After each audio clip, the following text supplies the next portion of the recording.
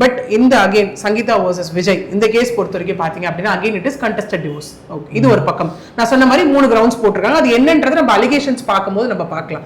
But on a common ground நம்ம contested டிவோர்ஸ்னு போகும்போது சொன்ன மாதிரி சில சர்டன் கண்டிஷன்ஸ் இருக்கு. ஒன்னு அடல்ட்ரியா இருக்கணும், அதாவது திருமணத்தை தாண்டிய ஒரு உறவு, எக்ஸ்ட்ரா மேரிட்டல் அஃபேர் அது இருக்கணும். ரெண்டாவது க்ரூயாலிட்டி, ஓகே, அதாவது அபியூஸ், அது வந்து மென்டல் அபியூஸாவும் இருக்கலாம், பிசிக்கல் அபியூஸாவும் இருக்கலாம். இது வந்து ரெண்டாவது. ஓகே, மூணாவது வந்து டெசர்ஷன்.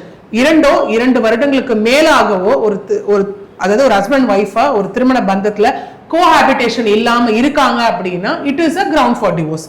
அடுத்தது இன்சானிட்டி, மனநலம் குன்றியவர்களா இருக்காங்க அப்படின்னா it is a ground for divorce. Okay, அதுக்கப்புறம் நீங்க பாக்குறீங்க அப்படின்னா பைகாமி ஒரு பெரிய விஷயம். இந்த அடல்ட்ரிக்கும் பைகாமிக்கும் ஒரு தின் லைன் தான் இருக்கு இந்த இடத்துல. ஓகே, அடல்ட்ரி அப்படின்னா திருமணத்தை தாண்டிய ஒரு உறவு மட்டுமே, அதாவது திருமண பந்தத்துல இருப்பாங்க, இருந்துகிட்டே வேற ஒருத்தவங்க கூட அஃபேர்ல இருப்பாங்க, which means அஃபேர் அப்படிங்கிற ஒரு வார்த்தை, எக்ஸ்ட்ரா மேரிட்டல் அஃபேர். ஆனா பைகாமி அப்படின்னா ஒரு திருமண உறவுலே இருந்துகிட்டு இன்னொரு திருமணம் பண்ணிக்கிறது. ஓகே, ஏன்னா சில வருடங்கள் முன்னாடி வரைக்கும் அடல்ட்ரி 2த்துக்குமான கிரவுண்டா இருந்தது, டிவோர்ஸ்க்குமான கிரவுண்டாவும் இருந்தது, கிரிமினல் ஆக்ஷனுக்கான கிரவுண்டாவும் இருந்தது.